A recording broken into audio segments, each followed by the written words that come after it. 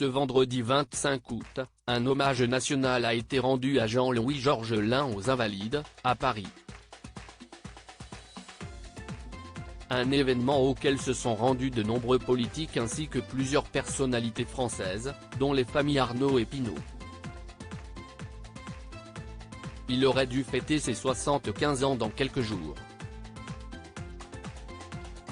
Le vendredi 18 août dernier, le général Jean-Louis Georgelin, ancien chef d'état-major des armées, est mort après une chute dans une montagne dans l'Ariège.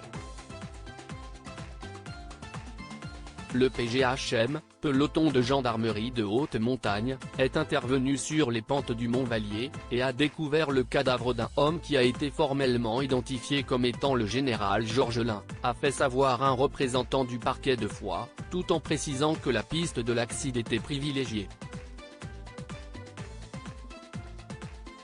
L'alerte avait été donnée vers 21 h par le responsable du refuge des Estagnous, lequel avait signalé qu'un randonneur n'était pas rentré après une chute vers le col de Faustin, à 2650 mètres d'altitude.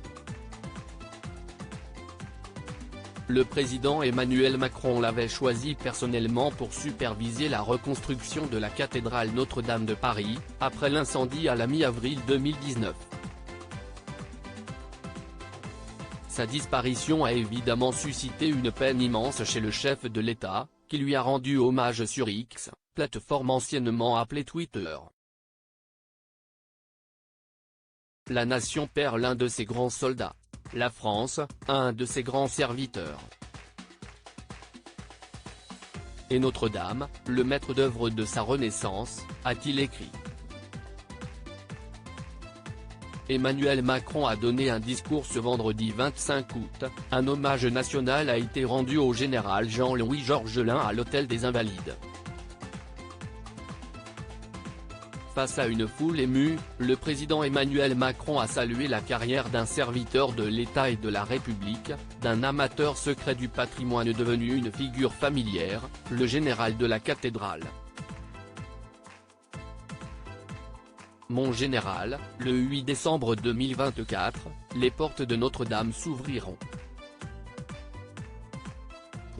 Nous penserons à vous, à votre silhouette manquante parmi ces piliers, à la fierté que vous auriez éprouvée face à ce succès assurant la place à votre nom dans la longue chaîne des temps, a-t-il déclaré lors de son long discours.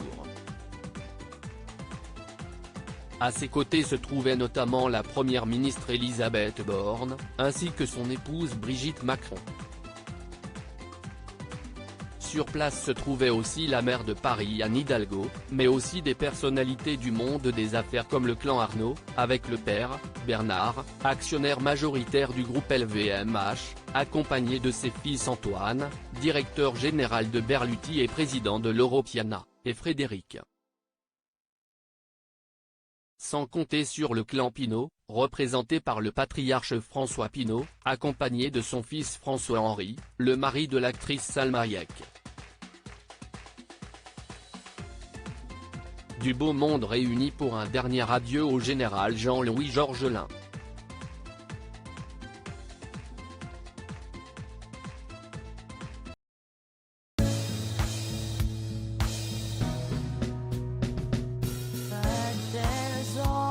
Times through the rough times I think